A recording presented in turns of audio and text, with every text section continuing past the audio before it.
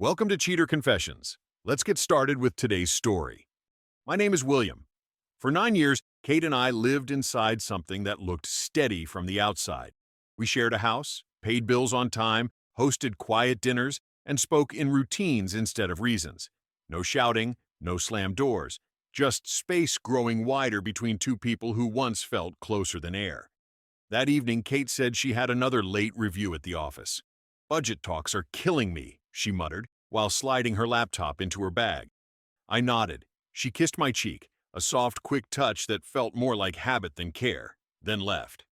An hour later, I sat at the kitchen table with the shared tablet beside me.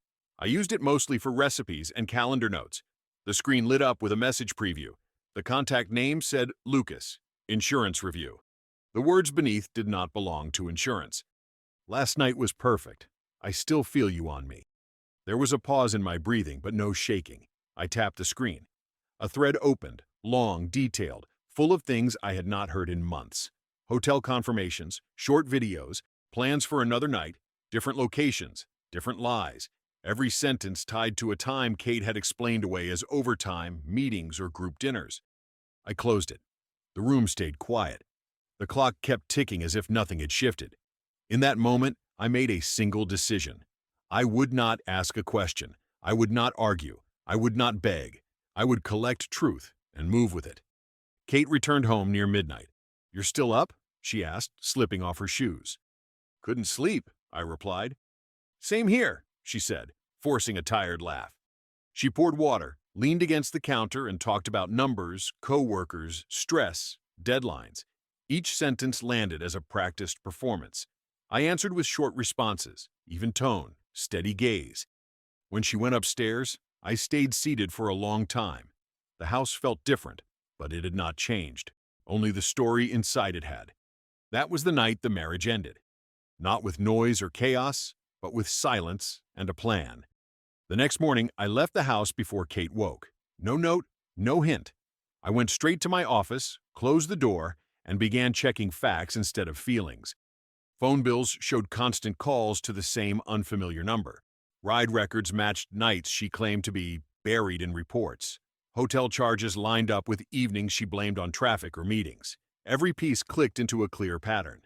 At noon, I met Angela Reed. Her handshake was firm, her voice direct. "Tell me everything without drama," she said. I did. Dates, times, messages, locations. She flipped through the screenshots, nodded once, then spoke. "You don't confront, you document. You let the evidence speak." From that moment, emotion became irrelevant. Only order mattered. I opened a new account on my lunch break, moved a safe amount of money, and locked away personal documents.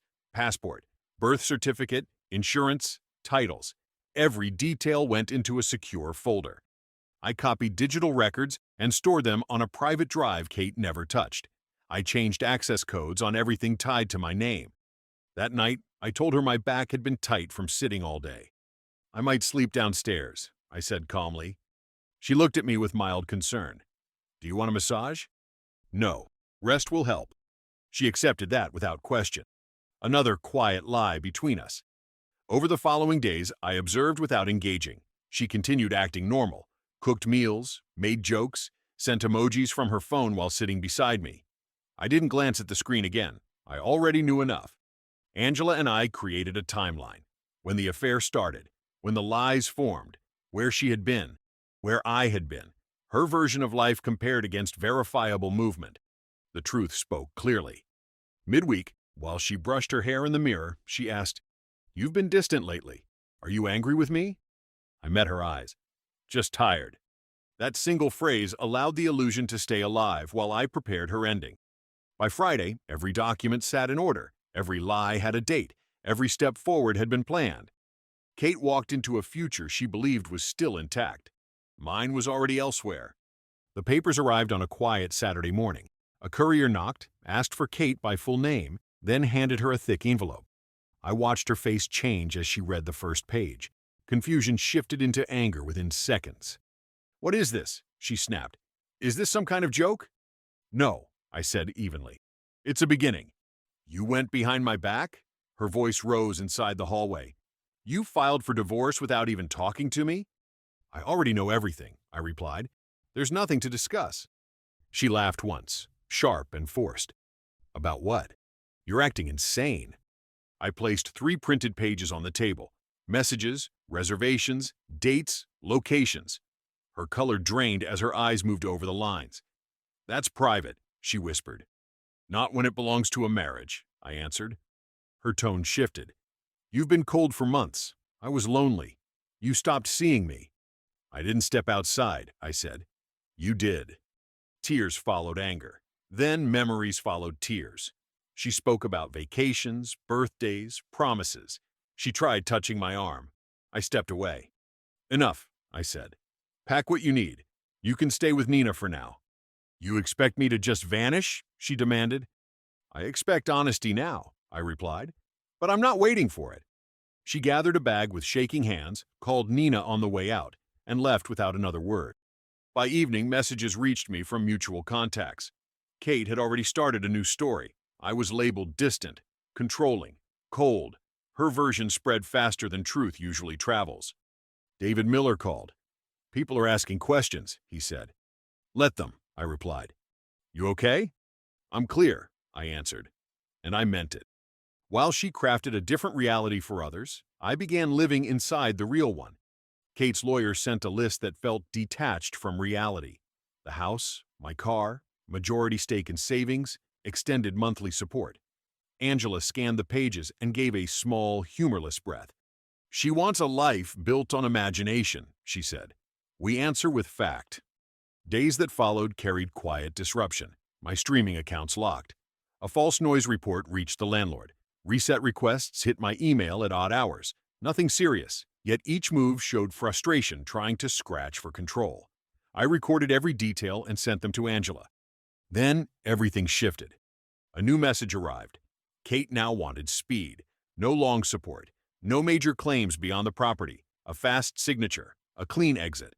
The change felt forced, rushed, uncertain. Angela noticed it right away. People don't surrender suddenly unless pressure finds them. Later that week, a simple grocery run brought clarity. As I stepped past frozen sections, Nina appeared at the end of the aisle. Her face stiffened. Hey, she said, uneasy. Hello, I replied. She glanced around. This timing. It's not good for her. Timing of what? I asked. Her lips parted, hesitation flickering. She's been under a lot of doctor visits recently. Stress is hitting her hard. She stepped back, clearly choosing silence over truth. I didn't push. I didn't ask more. The hint was enough. At home, Angela and I reviewed calendar gaps, insurance activity, and unexplained charges. A pattern tied to medical facilities started appearing. Appointments did not line up with wellness claims Kate had mentioned in passing months earlier. Something had grown quietly behind fabricated explanations. That night, her name appeared on my phone. I didn't answer. A second call came. Then nothing. I sat in stillness, not overwhelmed, only alert. The sudden kindness during negotiations, the emotional distortion, the torn edges of Nina's words, all pointed to a hidden development starting to surface. For the first time since discovery, uncertainty sharpened into focus. Kate wasn't rushing because she felt guilt. She was rushing because she was running out of time. Angela called me early the next morning. Her tone stayed level, but I heard the shift beneath control. I found consistent medical billing tied to an obstetrics clinic, she said. Your wife is pregnant, approximately 6 months. I paused. No reaction reached my face. The information settled like a solved equation. Kate and I had not touched each other in nearly a year. The timing erased doubt before it could form. Later that afternoon, an email from her attorney arrived. The language was careful, almost gentle. Given the current circumstances, we must consider the possibility that William may be the father. Possibility, not a claim. Not yet. Just a shadow placed where truth should stand. I called Kate for the first time since she left. Are you pregnant? I asked. Silence filled the line for a long moment. That's personal, she finally answered. It became legal the second your lawyer implied I'm involved. You don't know for sure, she said. We were together not that long ago. We haven't shared a bed in months. You know that. Her breath caught. You're just angry. No, I replied. I'm precise. I was going to tell you, she muttered. You were going to use it, I corrected. Another silence. Then she hung up. Angela built a clean timeline on her desk that afternoon. Travel tickets, work trips, calendar entries, distance documented across dates when conception would have happened. Every angle proved absence. At the same time, her filings revealed a full name attached to the mysterious contact. Lucas Grant. Corporate records surfaced. A wife, 2 children, a home now fractured by truth. Angela never contacted anyone directly. Nothing illegal, nothing underhanded. Still, court filings are public. Information does not stay hidden long. By evening, my phone buzzed with a single message from David. Lucas was thrown out. Wife found everything. Pressure closed in on Kate from every side. Support vanished. Lies collapsed. The picture was suddenly complete. She had rushed to settle because time revealed what she wished to hide, and I now held proof that could never be undone. News traveled faster than I expected. Lucas Grant lost his home within a day. His wife, Melissa Grant, uncovered every message, each reservation, each promise he made to Kate. He became untethered, unwanted, and desperate.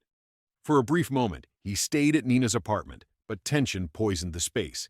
Arguments echoed through the walls. Accusations flew. Responsibility was thrown back and forth like a weapon.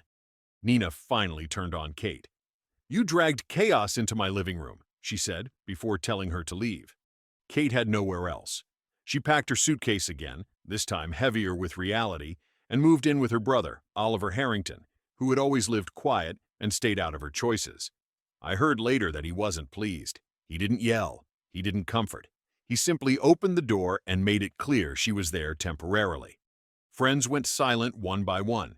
Invitations stopped arriving. Messages faded. Sympathy transformed into distance. The victim role collapsed. The room she once controlled with charm became a narrow space filled with truth. The night before the hearing, my phone rang just after midnight. Her name appeared on the screen. You have to listen, she said, voice breaking. He won't answer calls. Nina hates me. Oliver barely speaks. I'm alone in this. You chose every step, I replied. I'm scared, she whispered. Just don't mention the pregnancy in court. I'll sign anything you want. Take the house. Take everything. I won't rewrite facts, I said. I never meant for it to go this far. That's the difference between us, I replied. I always knew exactly where I was going. Tears spilled through the line. I didn't react. William, please. Goodbye, Kate. I ended the call.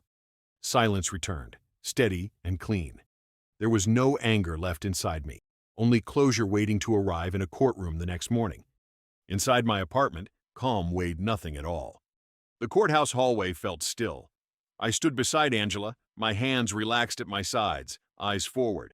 There was nothing left to fear. Everything had already been proven on paper. Then Kate appeared. She moved slowly, one hand resting on her stomach. She had styled her hair carefully. Makeup faded the exhaustion under her eyes. Oliver walked beside her, silent, distant. No warmth came from him, only obligation. She spotted me and stopped for half a second. And she smiled. See what you walked away from, she murmured as she passed. I looked at her stomach, then back to her face. Do I know the father? I replied quietly. The color drained from her cheeks. She turned away without answer. Inside the courtroom, her lawyer spoke first. Soft voice, careful phrases. He suggested uncertainty, confusion, a possible bond that needed protection. He spoke of responsibility and stability. He glanced toward her stomach as if hoping sympathy would replace logic. Angela stood next. Her voice carried no emotion. Your Honor, this pregnancy cannot belong to my client. We can prove complete impossibility. She handed over records, travel documentation, location data, verified dates, phone activity between Kate and Lucas during the exact timeline of conception. The judge examined each sheet with narrowing eyes. Mrs. Harrington, the judge said, turning to Kate, when did you last have intimate contact with your husband? Kate hesitated. The room filled with silence. Answer the question, the judge demanded. We hadn't been close in a while, she admitted. A while meaning? The judge pressed. Months, she whispered. Were you involved with another man during that time? Another pause. Her voice shook. Yes. The judge leaned back. Then this child is not his, and your implication constitutes deliberate misrepresentation. A pen tapped once against the desk. The rulings followed, clear and precise. I kept the house. She received a small portion of its value. Each vehicle stayed with its registered owner. Our shared accounts were split fairly. Temporary support was approved, limited, reduced, and directly connected to her actions. She was also ordered to cover a portion of my legal costs due to false claims. Kate did not look up when judgment fell. Her smile was gone. Weeks passed without noise. No messages reached me. No apologies arrived. Kate's world folded in around her while mine moved forward in clean lines. She gave birth early winter. Legal documents confirmed Lucas Grant as the father. He provided money through court order. Nothing else. No visits. No presents. Only obligations sent through transfers. Kate remained with Oliver. A part-time position at a local shop paid little but enough to survive. Her reputation inside familiar circles faded fast. People who once praised her now avoided conversation. Invitations stopped. Even sympathetic faces turned blank. The house sold quickly. Buyers offered above asking. After clearing the loan, her small share left my account, and the rest followed into a new place, a quiet, sunlit apartment. Empty rooms turned into fresh space. No echoes, no guilt, just silence shaped into peace. Sophia Allen moved into my life without drama. She had worked with Angela briefly on filings, precise, calm, intelligent. We shared conversation over coffee, then walks, then quiet dinners. I told her everything. She listened without judgment. "You didn't seek revenge," she said once. "You chose reality." That simple statement felt accurate. One afternoon at the pharmacy, I crossed paths with Kate. She froze, fingers gripping the stroller handle. No greeting passed between us. I gave one short nod. She looked away. That was enough. Past and present separated by distance thicker than walls. Later, David called. "She keeps asking how you seem so calm," he said. "I'm not calm," I replied. "I'm finished." The truth was simple. I didn't destroy her. I refused to hold her together. Lies fell on their own weight. Choices carved consequence. I stepped aside, preserving dignity where it still belonged. That night, I sat on my balcony. No bitterness touched my mind. No anger returned. Only clarity remained. At our hearing, she smiled, hoping illusion would carry her through. Instead, truth answered for me. I slept without regret. Thank you for watching.